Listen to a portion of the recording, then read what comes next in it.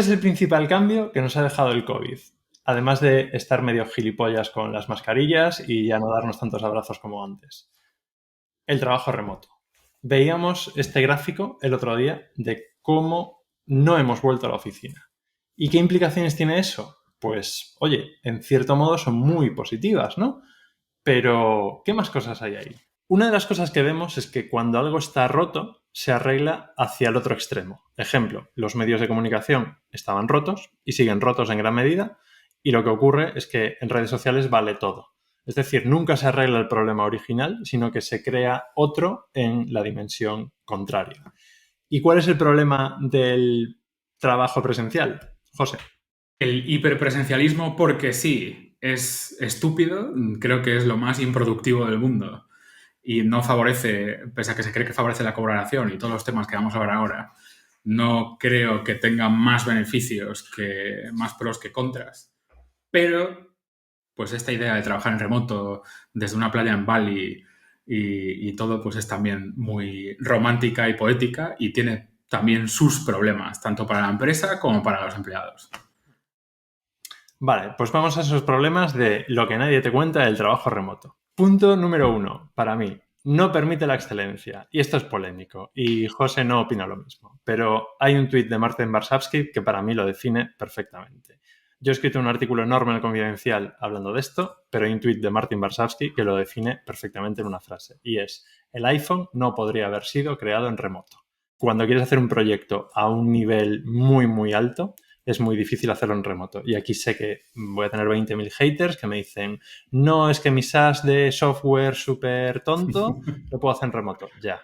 Pero no sé, no creo que empresas como la NASA puedan trabajar full remote a día de hoy. ¿Cómo lo ves, José? Estoy parcialmente de acuerdo. Creo que lo que hay que hacer es ser más proactivo creando esas situaciones y esos ambientes de hipercreatividad. Hay momentos de planning y más de pensar y de brainstorming y hay momentos de ejecutar.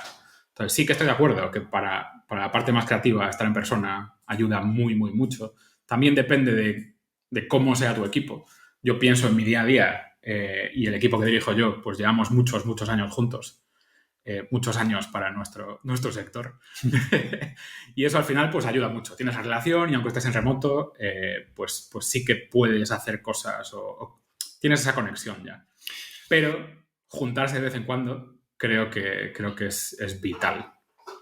Yo creo que hay un nivel de intensidad que el tweet de Elon Musk de duermo en la fábrica, ¿vale? Que es totalmente tóxico, obviamente, esa cultura. Pero, obviamente, cierto tipo de trabajo necesita cierto tipo de intensidad.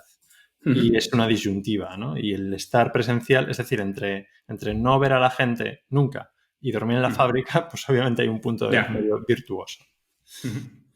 Claro, sí, pero ahí vamos a lo que decíamos al principio. No se puede solucionar algo que está roto con el extremo opuesto. Hay que encontrar el intermedio. Punto número 2. No sé si va a ser polémico esto. Es menos humano. Se deshumaniza el trabajo. No creo ni que sea polémico. Es decir, para empezar, los humanos tenemos cuerpo y necesitamos tocarnos, empujarnos, vernos en 3 dimensiones. Y eso, a nivel interacción humana, es muy distinto. Y el ejemplo que todos hemos vivido es lo que llamaban la fatiga de Zoom, ¿vale? Que se ha convertido en la norma. Y yo esto siempre lo explicaba con un ejemplo durante el confinamiento, que me pasé 3 meses encerrado y luego trabajando en remoto. Cuando alguien me decía, oye, ¿tienes 5 minutos para ver algo por Zoom? Me da una pereza tremenda. Si estoy en un sitio que me dice, oye, ¿tienes 5 minutos para un café y te comento esto? Es como, qué guay. Es decir, por ejemplo, los breaks se convierten en otro tipo de interacción. No es lo mismo la voz que el chat, no es lo mismo, o sea, a nivel, no somos máquinas, somos humanos, para bien y para mal, y necesitamos cierto tipo de interacción que no tenemos en remoto. Y los gurús del trabajo remoto, como el colega de GitHub, tienen una guía de cómo hacer interacciones humanas en remoto y es lamentable. O sea, es lamentable. Nadie diría, quiero celebrar mi cumpleaños así. No. Quiero hacer una fiesta, ni de broma, ni de broma. Son dinámicas que yo explico como, oye, ¿puedes montar a caballo si te falta una pierna? Pues sí, puedes. Ahora, ¿es deseable que te falte una pierna para montar a caballo? Pues creo que no, sinceramente. Entonces, esto es lo mismo. ¿Puedes compensar ciertas cosas en remoto? Sí. ¿Es deseable o es igual? No, no es igual. No, no es igual. Y mi problema con estos temas es que siempre tiendo a mi ADN gallego de contestar a todo con depende. Y yo pienso en mi propia experiencia, llevo muchos años, y tú, Dani, igual, trabajando en remoto o desde casa o como se quiera llamar. Pero antes estaba en Londres, donde había una oficina y nos juntábamos. ¿Y qué pasa? Que también creo que tiene ciertos beneficios, pensando en el empleado sobre todo. Yo ahora que estoy en Orense, en mi burbujita, y sigo trabajando pues, a nivel muy internacional, reuniones todo el santo día, etcétera, etcétera, sí que me he convertido en un ser más social y por lo tanto más humano, yo creo, interactuando con mi entorno. Porque creo que en determinados casos también se produce que tú estás en tu burbuja de trabajo aquí, mi empresa, soy coleguita de gente de mi empresa que tiene muchos beneficios, convivo con la gente que está trabajando en mi coworking de otras startups y todo mi día a día es ese. Y no hay nada más. Y a mí personalmente llegó un punto que me quemó mucho eso, el coco. Todo el día hablando de los mismos temas, todo el día hablando de tecnología, de startups, de inversión. Y desde que estoy en Orense, pues cuando salgo por esa puerta, no hay eso. Y hablo con mi frutero y hablo con los vecinos muchísimo más. Entonces, sí y no. Al final depende de tu situación. Pero fíjate, justo eso que dices son los dos extremos de tú es que dormías en la fábrica. Entonces, como dormías en la fábrica, Claro, prefieres, claro, es el equivalente, ¿no? Es decir, no es claro. el punto virtuoso. El punto virtuoso no es estar en un entorno en el que solo se habla de eso, ¿no? Pero bueno, hay ciertas empresas que fomentan eso. Punto número 3, mi visión. La eficiencia no te lleva a la felicidad. El trabajo remoto es más eficiente, pero esto te lleva a trabajar mucho más, de forma mucho más intensa, lo cual está bien a nivel productividad, pero no te permite tener tiempos muertos de ineficiencia y ni tiempos sociales. Un ejemplo, una vez tuve que firmar 300 páginas una por una. Totalmente ineficiente comparado con firmar por mail. Pero mientras hablaba con la gente, me reía, cambiaba la firma. Ese tipo de cosas no ocurren en un trabajo más eficiente, sino que es el coñazo de he digitalizado un proceso, espera que no me acuerdo del login, cómo era esto. Esto te genera una energía muy distinta a ciertas cosas más ineficientes. Obviamente soy el número 1 defendiendo la eficiencia. Lo que pasa es que si la llevas al extremo, te deshumaniza. Claro, o sea, sí que estoy de acuerdo en que es menos humano porque en el fondo esos minutos o esos tiempos muertos entre tareas, creo que cuando estás en remoto tienes que ser tú proactivo a la hora de me acabo de agendar 15 minutos huecos para mirar al techo. Entonces, eso sí que es menos humano, pero repito, para mí personalmente depende del día que tenga, depende de la carga de trabajo que tenga. Hay días, yo cuando teníamos oficina, en general cuando tenía mucho trabajo no iba a la oficina. Iba a la oficina cuando tenía poco trabajo y podía permitirme esas paraditas, hablar con gente, reírme allí, reírme allá. Y necesitaba las dos cosas. Y cuando hacía mucho de uno, pues echaba de menos lo otro y viceversa. Creo que ahí está el reto. Otro tema, y el cuarto punto, es que te quedas fuera. Es decir, es muy fácil que se formen silos individuales, tanto de personas como de determinados equipos. Creo que esto es un problema más gordo para empresas que están parcialmente en remoto. O sea, en mi caso, en Techstars tenemos algunas oficinas semigrandes y mucha gente en remoto. Y en esos casos sí que te pierdes mucha información. La empresa al final tiene que ser mucho más proactiva a la hora de comunicar y de documentar cosas y de estar seguro de que la gente está en el loop. Pero aún en esa situación de documentamos todo perfecto, comunicamos todo perfecto, te quedas fuera porque al final esos 5 minutos en el pasillo antes de la reunión y los 5 minutos después que sigues hablando del mismo tema, pues la gente que está en remoto, en la documentación de la reunión o en la grabación, pues eso nos sale y suele ser lo más importante. Dani, ¿qué opinas? Hay un ejemplo brutal con esto que es, si habéis estado en una reunión en la que hay gente presencial y alguien entra en remoto, automáticamente esa persona se queda fuera. Es como el apartado al que no haces caso. Pues esto, que es un ejemplo muy claro en una reunión, yo creo que se lleva a nivel organización. Se genera cierta cuchipandi o cierto entorno en la gente y el que está en remoto, uno, se queda fuera y dos, tiene una sensación de que está mucho más fuera realmente de lo que está. A nivel, claro, es que esto no me lo contáis porque esto me imagino que lo contaréis los que estáis en presencial. Es decir, hay una realidad, pero esa realidad se amplifica y genera una sensación un poco rara, incluso en la que esa persona suele tender a pensar que no tiene tanto acceso a la información o tiene un puesto menos, digamos, senior del que tiene realmente por la percepción de esto. Y esto liga muy bien con el punto número 6, que es, como empleado individual, forjarte una carrera dentro de una empresa trabajando en remoto es mucho más complicado por esas conversaciones de pasillo, por la dificultad de construir una relación. Volviendo a lo que decía antes, creo que es diferente en una empresa en la que está todo el mundo en remoto versus pequeños clústeres de gente en determinadas ciudades. Pero sí que te empuja a tener que ser mucho más proactivo a la hora y mucho más frío, ¿no? Y racional a la hora de planear de, oye, pues si yo me veo dentro de esta empresa unos cuantos años y quiero hacer esto, acceder a este puesto, cambiar de departamento, sí que te obliga más a pues tener esa frialdad planificando tus relaciones humanas hasta cierto punto. Uno de los principales errores que se producen gestionando personas en una startup, y a mí me ocurre mucho, es no tienes una estructura de quién hace qué porque todo el mundo hace de todo. Y esto a mí me ha llevado muchas veces a que pido una tarea o asigno un proyecto a quien tengo más cerca o a quien acabo de hablar con él. Entonces es mucho más probable, para bien y para mal, que le acabe asignando un proyecto a una persona que tengo al lado y acabo de interaccionar con ella, que a alguien que he tenido una reunión hace 2 semanas con esa persona. Incluso aunque el de al lado o la de al lado no haya tenido una reunión con esa persona las últimas 2 semanas. Y punto número 6, y este vuelve a ser polémico, pero estoy dispuesto a defenderlo hasta la muerte, aprendes menos. Y aquí todo el mundo dirá, no, pero si el contenido está, la documentación es buena. Primero, la documentación no es buena en ningún sitio y el contenido, claro que está, pero el contenido es commodity y lo importante es el entorno de aprendizaje. Y esto probablemente lo sabréis porque, salvo muy pocas excepciones, realmente aprendes algo cuando tienes un entorno que te ayuda a aprenderlo.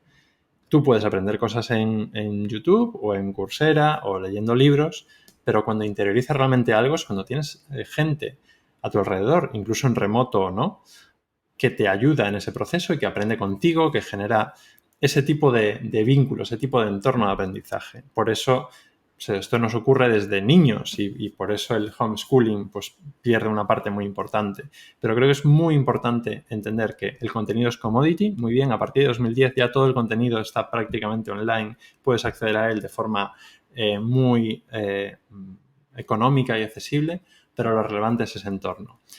El ejemplo que yo he vivido más fuerte en los últimos años, Y Combinator, la aceleradora competencia del trabajo de José. Prácticamente todo su contenido está online.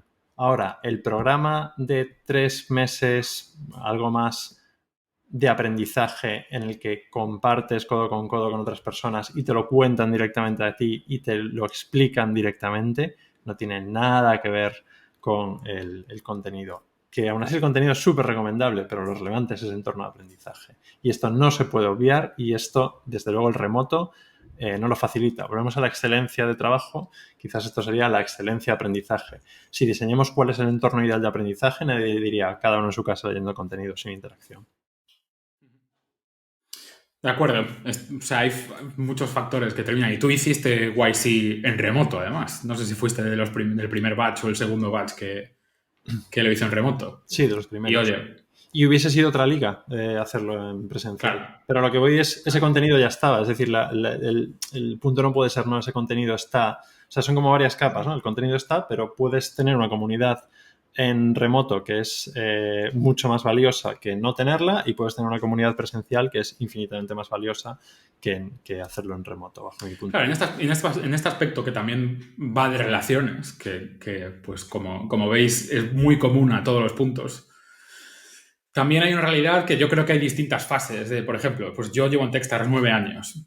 Después de 9 años en una empresa puedes permitirte estar full en remoto porque ya tienes las relaciones, ya conoces la cultura, ya conoces las dinámicas. Lo llevo mucho también a temas como, pues yo he vivido en Londres, he vivido en Madrid, pues construir una comunidad muy cercana y muy, con mucho engagement, sí que hace falta estar en persona. Una vez que la tienes, vale el remoto. Pero empezar desde cero en remoto es muy, muy, muy, muy, muy, muy complicado. Por eso las empresas al final volvemos a lo de antes y volvemos un poco a la equidistancia gallega, ¿no? De, oye, es el término medio, no es el otro extremo, es buscar, y esto tiene efectos en repensar las oficinas del futuro. Si nos movemos a algo más híbrido, de, oye, pues yo estoy en mi casa X días y esta semana mi equipo va a hacer un offsite, y necesitamos un espacio que esté diseñado para precisamente facilitar esa fase más creativa, ¿no? Si estoy sentado ante el ordenador contestando mails yo solo y no tengo que trabajar en equipo, pues en realidad puedo estar donde quiera. Hay un punto intermedio para mí que es empatizamos más de forma presencial. Y esto aplica también a redes sociales. De hecho, una teoría de las redes sociales. ¿Por qué hay cierta tendencia al odio en redes sociales? Porque yo en Twitter no conozco a alguien, veo un tweet y si me separa de esa persona ese tweet ideológicamente, lo que veo, lo que mi cerebro absorbe es el 100% de lo que conozco de esta persona es contrario a mí. Voy a ir a por él. Sin embargo, imagina que yo lo veo en persona y me tomo un café con él. Digo, vaya, le gusta el café como a mí, se sienta como yo, tiene 2 ojos y 2 orejas como yo. El cerebro dice, vale, me une un 90% a este ser humano y me separa un 10%. Y esto aplica también a cosas como la propia interacción incluso con la gente con la que te llevas bien. Yo recuerdo el shock de ver una foto de una persona con la que llevaba 2 años trabajando, ver una foto con su hijo de pie, en pantalón corto, en plan, tiene piernas, mira cómo es de alto, mira. Y ese tipo de interacción inconscientemente te hace empatizar más con esa persona, el conocerla más. A nosotros, yo he vivido muchas experiencias de ese estilo, nosotros hacemos varias veces al año offsites en persona y el mes después de un offsite en persona todo es happy flower y todo el mundo se quiere y se ama. Y después de un mes más o menos vuelve a haber las fricciones que siempre ha habido, etcétera, etcétera. Es como una montaña rusa de emociones precisamente por esa interacción en persona. Oye, estos últimos 6 meses hablando por Zoom y por mail te llegué a odiar un poco, pero ahora, joder, que hemos hablado de 1000 historias y de nuestras vidas, ya te odio un poco menos, pero dentro de un mes te vuelvo a odiar, no te preocupes. Totalmente, y hay cosas que unen, hay entornos que unen. Hay un filósofo que contaba la historia de la Guerra Civil Americana, en la cual ya al final de su vida decía, yo no deseo otra guerra, pero yo, si pudiese tener los mismos resultados de acabar con la esclavitud, etcétera, etcétera, positivos, sin la guerra, no cambiaría el pasado. ¿Por qué? Porque lo que ocurrió ahí me marcó. Es como muy, muy fuerte, ¿no? Pero también ocurren cosas más sencillas. Al final hay cosas que te unen, la interacción te une, el ir a buscar un restaurante juntos te une, el resolver un problema te une, y esto no ocurre online. Se limita a esos trabajos. Y esto está relacionado con el último punto, que es no fomenta el compromiso. El coste de cambio de pasar de una empresa en remoto a otra es más fácil, desde luego no es más difícil, que el hacerlo en presencial. ¿Por qué? Ya no solo por la parte, digamos, operativa de a qué distancia estás o moverte, etcétera, etcétera, sino por la parte humana. Aunque tengas buena relación con tus compañeros en remoto, no vas a jugar al tenis después con ellos o no vas a tomarte una cerveza después con ellos. Entonces, esto convierte por defecto el cambiar de un trabajo a otro en desloguearte de una cuenta, loguearte en otra cuenta, ¿no? Y hacer el onboarding y demás, pero digamos a nivel más allá de lo profesional, el coste de cambio es mucho más sencillo. Entonces, 1, para ti es más sencillo y 2, estás trabajando con gente cuyo coste de cambio es más sencillo, va a tener menos rotación, por tanto vas a tener menos implicación. Y el compromiso a largo plazo te acaba generando cosas positivas. Una cosa, antes de seguir, os recordamos que este podcast está patrocinado por Fuel.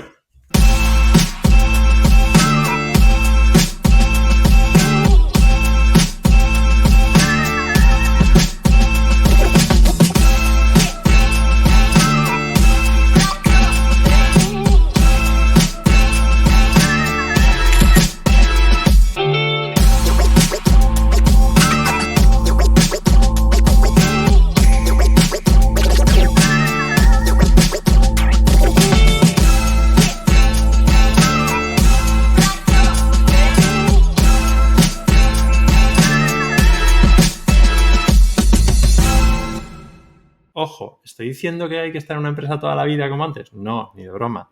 Pero que lo contrario también es negativo. Y quizás si esta es una fase de tu carrera profesional temprana, te puedes permitir saltar cada año y es muy positivo, pero ya en otras fases quizás ese cambio no sea bueno por defecto. Lo que tienes que hacer es elegir un proyecto realmente bueno y realmente apasionante. Pero una vez lo encuentres, quizás no debas cambiar tan fácil si esa empresa te sigue aportando algo.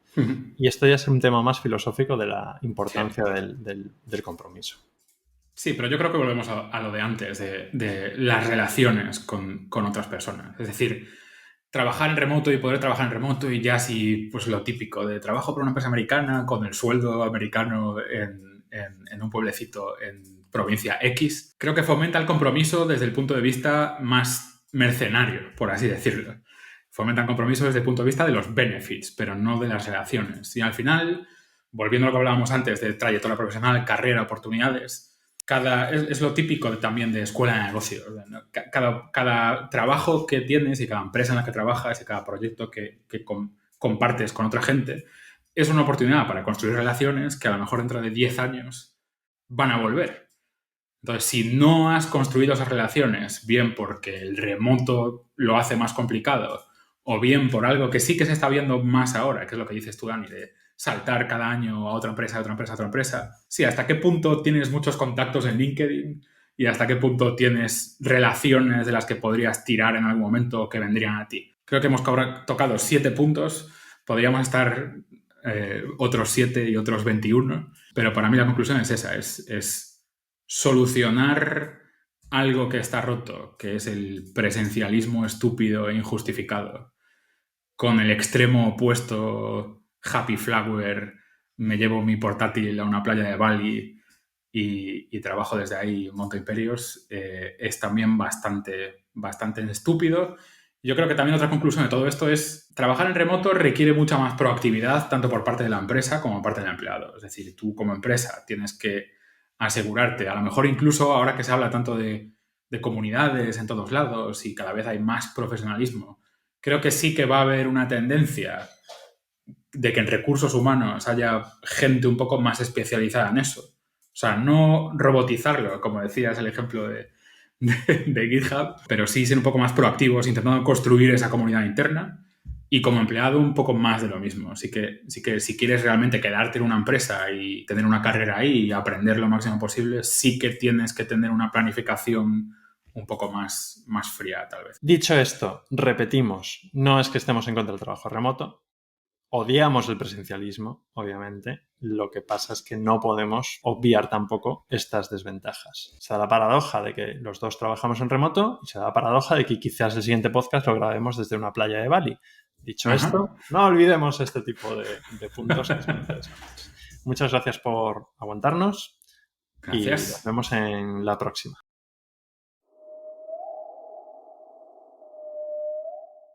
¿Sabes qué creo que vamos a tener que editar? Es GitLab, no es GitHub.